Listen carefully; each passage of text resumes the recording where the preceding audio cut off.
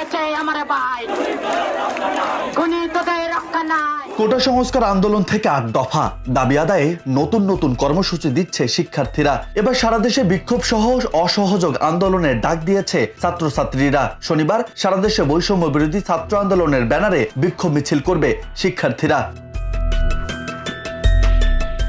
এতে সর্বসাধারণের অংশগ্রহণের আহ্বান জানিয়েছে ছাত্র সংগঠনটি। সারা দেশের আপামর জনসাধারণকে অলিতে গলিতে পাড়ায় পাড়ায় সংগঠিত হয়ে কর্মসূচি সফল করার আহ্বান জানিয়েছে বৈষম্য বিরোধী ছাত্র আন্দোলন।